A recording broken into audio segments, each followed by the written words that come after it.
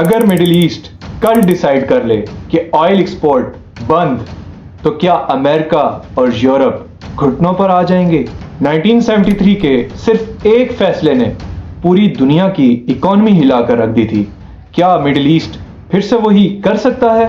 तुर्की, Saudi अरब और पाकिस्तान, क्या ये सब मिलकर ग्लोबल सुपर पावर्स का गेम बदल सकते हैं? जरा सोचिए, अगर मिडिल ईस्ट एक हो जाए तो दुनिया की पॉलिटिक्स किसके हाथ में होगी? अस्सलाम वालेकुम नाजरीन, आप देख रहे हैं मेरा यूट्यूब चैनल। मैं हमजा अली इब्रार।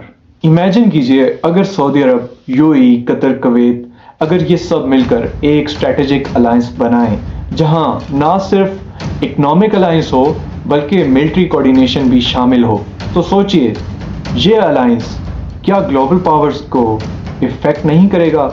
मेरे ख्याल में ये ग्लोबल ट्रेड में अपना बहुत अहम इन्फ्लुएंस रखेगा। पिछले कई डेकेड से मिडिल ईस्ट ग्लोबल पॉलिटिक्स के सेंटर में रहा है। उसकी एक रीजन है कि ये कंट्रीज ऑयल रिच कंट्रीज हैं। बहुत सारे ताकतवर ममालिक ने यहाँ पर कंट्रोल हासिल करने के लिए पॉलिटिकल इन्फ्लुएंस का भी इस्तेमाल किया, वॉर्स का इस्तेमाल किया और इनके दरमियान सेक्टेरियन वायलेंस का भी इस्तेमाल किया। लेकिन सवाल ये नहीं, सवाल दरअसल ये है कि अगर यही ममालिक मुत्तहिद हो जाते हैं, इत्तेहाद क्रिएट कर लेते हैं, अलायंस बना लेते हैं इकोनॉमिकली और मिलिट्री भी, अगर इनकी मिलिट्री कोऑर्डिनेशन शेयर्ड हो जाती है, तो आप देखेंगे कि कोई भी ईरान पर हमला नहीं कर सकेगा और कोई भी यमन पर हमला नहीं कर सकेगा, सऊदी अरब पर हमला नहीं कर सकेगा। ये अलायंस इतना अहम है कि कोई मुल्क किसी भी मिडिल ईस्ट कंट्रीज पर, किसी भी जगह पर हमला नहीं कर सकेगा। मिडिल ईस्ट के जो कंट्रीज होंगे वो अपनी पॉलिसीज खुद डिक्टेट करेंगे, वो अपने शिपिंग रूट्स खुद डिसाइड करेंगे। स्ट्रेट ऑफ हॉर्मुज़ जो होगी वो ऑयल की प्राइसेस को बढ़ाने में अपना अहम किरदार अदा कर सकती हैं, जिसकी वजह से ग्लोबल पॉलिटिक्स और ग्लोबल इकोनॉमी इफेक्ट हो सकती है।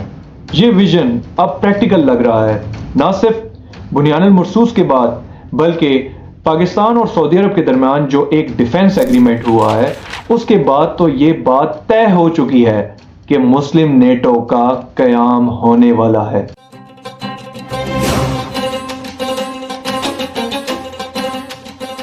अगर आप पाकिस्तान की बात करते हैं तो पाकिस्तान ने बुनियानुल मरसूस में वाज़ेह हिकमत अमली के तहत साबित किया है कि पाकिस्तान दुनिया की पॉलिटिक्स में अपना लोहा ना सिर्फ मनवा सकता है बल्कि दुश्मन के दांत खट्टे भी कर सकता है।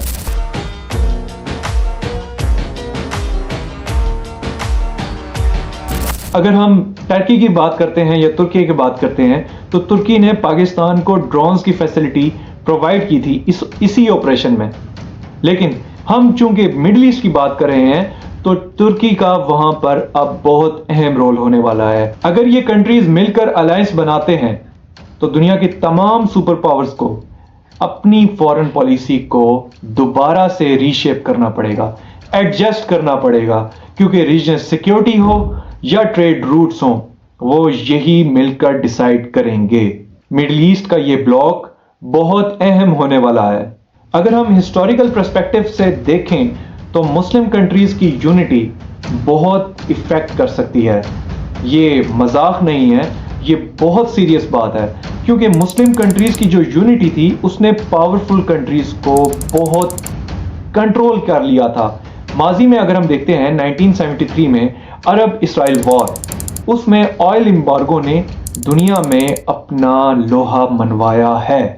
1973 के अरब इसराइल वॉर में ऑयल एम्बार्गो ने यह दिखा दिया कि अगर मुस्लिम कंट्रीज इकट्ठे हो जाएं, इत्तेहाद कलेक्टिव रिसोर्सेज के लिए कर लें, अपने स्ट्रैटेजिक पावर शिफ्ट के लिए कर लें, तो दुनिया की सुपर पावर्स पर भी ये अपना कंट्रोल डिक्टेट कर सकते हैं। 1973 की इसी एग्जाम्पल से ये साबित होता है कि अगर मुस्लिम कंट्रीज अपनी कैपेबिलिटीज, अपने रिसोर्सेज के लिए एक ब्लॉक बना लें तो यही दुनिया की ग्लोबल पॉलिटिक्स में अपना बहुत गहरा इंपैक्ट छोड़ सकते हैं। जैसा कि मैंने आपको ऑयल एम्बार्गो के बारे में बताया है, जितनी ऑयल की प्राइसेस इंक्रीज होंगी उतना फायदा मिडिल ईस्ट का होता जाएगा। ऑयल की प्राइसेस इंक्रीज होती हैं तो मिडिल ईस्ट का इसमें फायदा होगा। मैं शुक्रगुजार हूं कि आपने मेरी वीडियो को देखने के लिए वक्त निकाला।